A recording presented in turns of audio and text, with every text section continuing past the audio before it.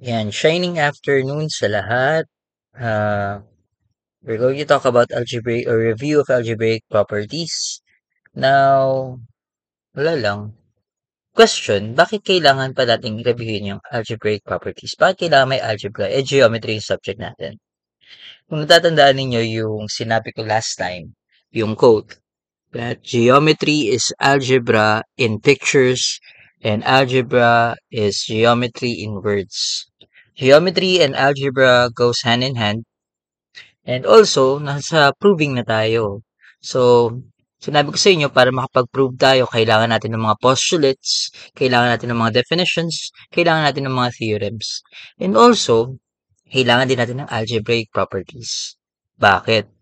Kasi sa geometry, may mga measurements tayo, it involves measurements. Now, these different kinds of measurements it involves constants, variables, expressions, equations, inequalities din. So, in order to manipulate those equations, expressions, kailangan alam natin kung paano. And para mas legal, alam natin dapat yung mga properties na yun. So, review lang ito. I know that you have taken this already. Mabilisan lang ito. Sana mabilis lang. So, at the end of this video, I hope that you have these two skills.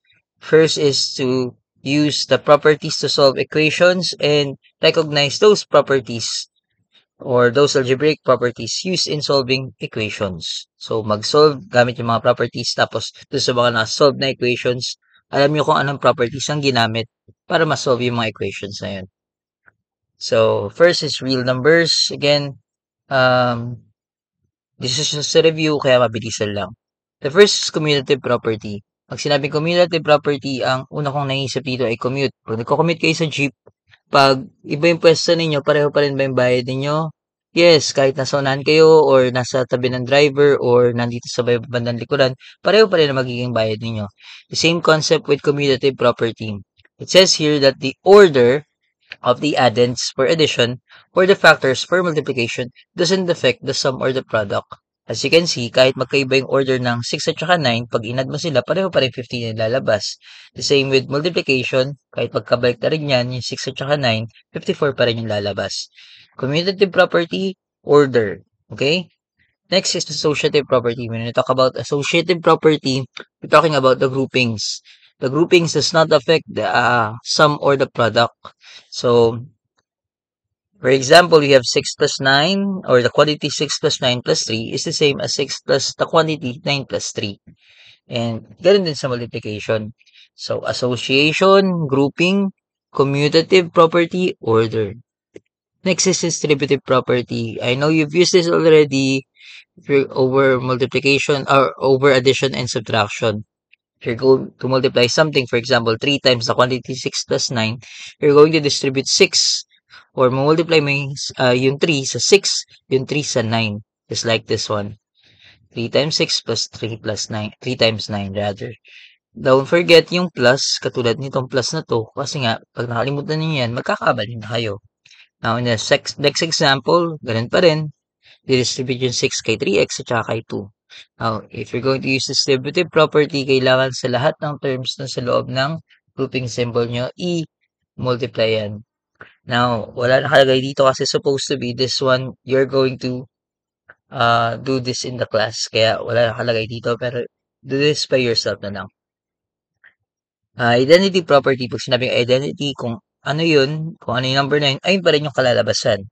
So, for example, you're going to multiply something, then the answer should be that something pa rin, yung number pa rin na yun. You're going to add something, yung result ay yung number pa rin na yun, kaya identity.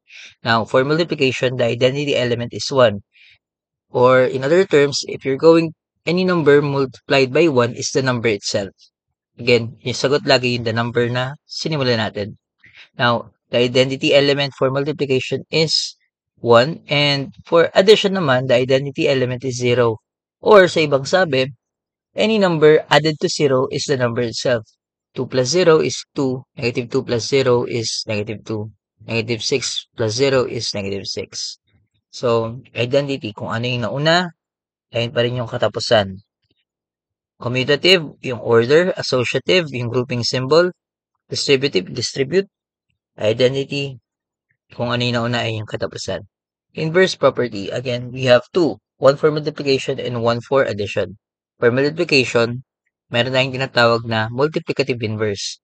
Ibig sabihin ng multiplicative inverse, sa ibang tawag, ayun ay reciprocal. Pag sinabing reciprocal, pabalik na rin mo lang yung numerator at denominator. In this case, you have 6x. Ang reciprocal ng 6x ay 1 over 6. So, nakuha yung 1. Ang 6x over 1 yan. So, pag ginawa mo yung reciprocal, 1 over 6x. Now, sinasabi ng inverse property sa multiplication na if you're going to multiply a number to its multiplicative inverse, then the answer is always 1. Again, the answer is always 1. Now, for inverse property naman sa addition, if you're going to add the number to its additive inverse. Pag additive inverse ay yung negation niya or yung negative value niya. For example, 2. Ang negative value niya ay negative 2. Or additive inverse niya ay negative 2. If you're going to add these two, you will get 0. So, ayan. Ayan, tapos na tayo. Properties of 0 na tayo. Saglit lang to para hindi kayo masyadong mabore. Properties of 0. The first one is multiplication property. Any number multiplied by 0 is obviously 0. So, 6 times 0 is equal to 0. Negative 9 times 0 is equal to 0. Next is division property. Properties of 0 pa rin. If you divide 0 by any non-zero number, the answer is always 0. Again, take note of a non-zero number. Non-zero number. 0 divided by 6 is equal to 0. 0 divided by negative 9 is equal to 0. So, pag ang dividend ay 0 at ang divisor ay any non-zero number, the answer is always 0. Now, division by 0 naman ay we do not divide by 0. Yes, we do not define division by 0. 6 divided by 0 is undefined. LOVE divided by 0 is undefined. ANGCUTEMO divided by 0 is undefined. But, again, there is an exception to the rule. Pag 0 divided by 0, hindi siya undefined. Ang tawag dun sa sagot na yun ay indeterminate. So, take note of that kasi baka lumabas yan sa kung ano man. Next, properties of equality. We're done with the properties of real numbers, properties of 0. Now, when we talk about properties of equality, take note na mga equations na yung paglalaroan natin dito or pag-aaralan natin dito. When we talk about equations, may left side, may equal sign, at saka right side. Now, yung left side of the equation at saka right side of the equation, their value is equal. Isa sa mga tatandaan nyo dito pag equation, kailangan kung ano yung gagalawin mo sa kanan, kung may ginawa ka sa kanan, ganun din yung gagalawin mo sa kaliwa para pantay sila. Okay? So, let's have the first one. This is the easiest, reflexive property. Sinasabi dito na any real number is equal to itself. For example, 6 is equal to 6. 3x plus 6 is equal to 3x plus 6. AB is equal to AB. Pareho lang. So, another is symmetric property. For example, hatayin ka sa salamin. Diba? If a real number is equal to a number, then that number is equal to the original number. A is equal to B, then B is equal to A. Parang kunwari yung, sino ba? Yung kaklase mo, tsaka si Joshua Garcia, di ba? Parang ganun. Pero charot lang yun.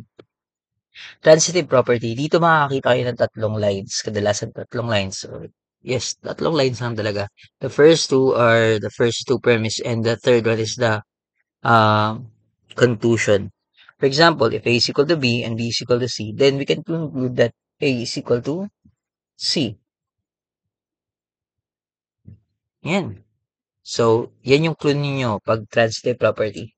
Is tatlo. Addition property of equality, this one is gamit na gamit kasi nga, ginagamit nyo naman na talaga to. Sinasabi nito na if you're going to add something to the left side of the equation, you're going to add that something, same value, dun sa right side of the equation. Kasi pag magkaibang inad mo, ay hindi na pantay yung equation. So, for example, if A is equal to B, then if you're going to add C dito sa, what do you call this one? Sa A, then, kailangan C pa rin yung i-add mo dun sa B para pantay pa rin sila. Next is multiplication. Wait. Before that, may subtraction property of equality sa iba mga libro, but I don't actually use that. Or some teachers don't actually use subtraction property of equality. Sabi ng prof ko, mga hindi hindi math major yung mga naggagawa ng libro na may subtraction property of equality. Pero kasi may, ah, ano naman sila, may parang subtraction naman kasing ginagawa. Kaya kumuha lang sila ng subtraction property of equality para mas maintindihan ng mga bata. Pero again mga anak, addition property of equality pa rin yung gagamitin natin. Pasensya na.